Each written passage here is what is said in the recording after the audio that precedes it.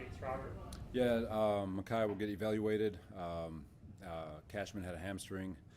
Joyner, obviously, he's going to get evaluated. Punter's going to be evaluated. So a lot of evaluations. With Makai and Joyner, are they injuries that you're worried about being significant? I don't have an answer for that right now.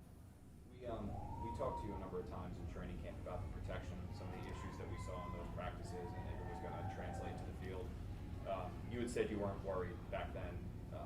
After you saw what you did today, is the concern amped up, and what kind of led to those issues in protection? There's a lot of things that are involved in protection. I'm never going to just blame the offensive line, especially when you look at the first half.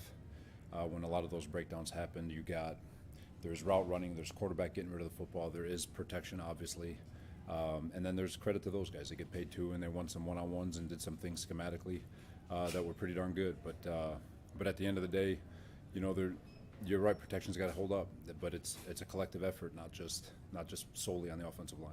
Robert, what did you think of Zach today? You know what? The entire group in general on offense. That first half there were so many missed opportunities. A lot of drop balls. Had a couple of explosives potential explosives that resulted in drops.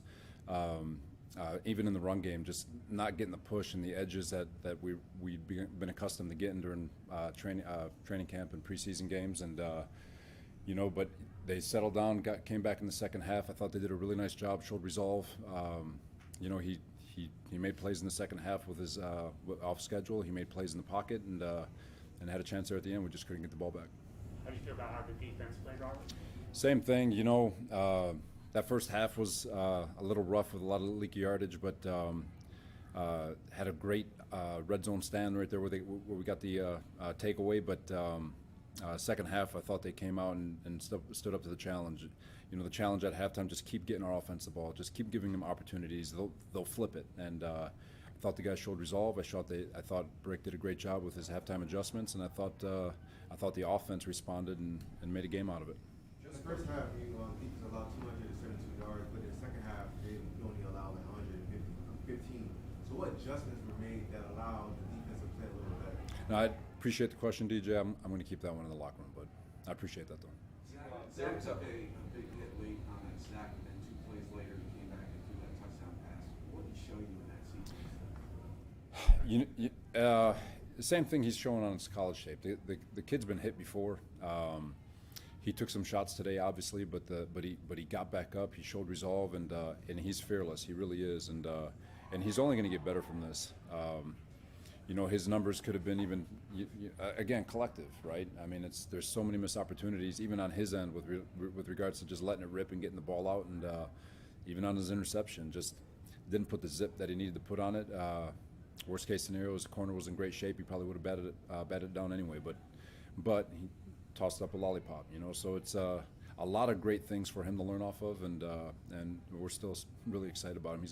I believe we got a good one. Just before the game, the 2 inside linebackers for the Panthers, they changed their numbers to single digits. I know obviously they're 2 players that Zach calls out a lot of the time based on where they're lined up.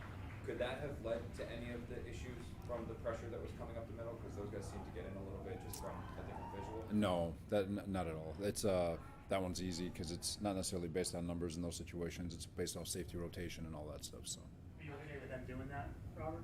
Do you see any problem with them doing that? No, not at all. What happened on the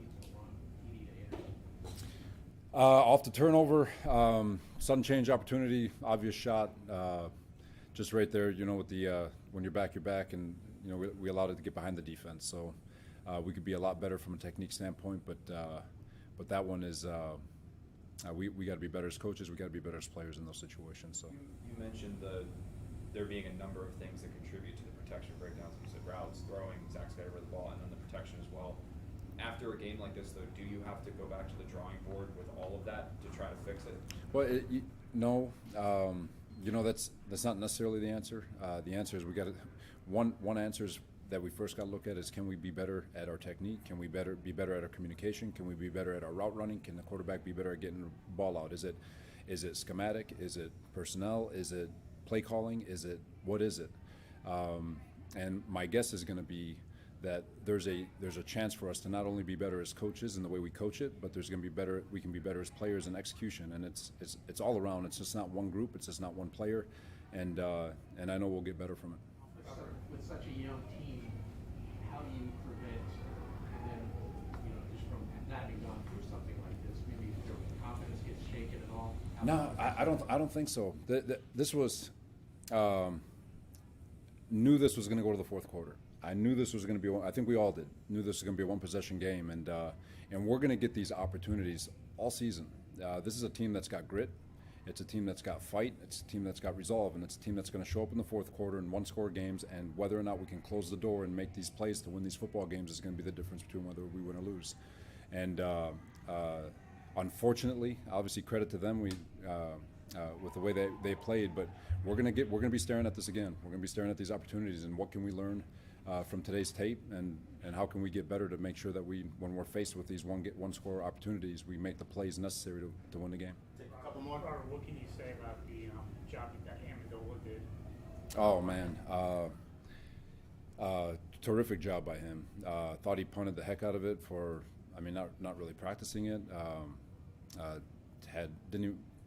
Showed no pale face or anything. He just stepped right in, did a really good job. So hats off to him, and wish we could have got him a field goal up in there somewhere, but thought he did a great job. Why Fant over Moses at right tackle? Both of them. I'm going to knock on wood because we've got 3 starters at tackle when teams are begging for just one, and both of them deserve to be playing. Both of them deserve to be starting, but George had just shown a little bit more. Doesn't mean that. Morgan showed less. It just meant George just showed a little bit more in terms of what we could ask him to do. But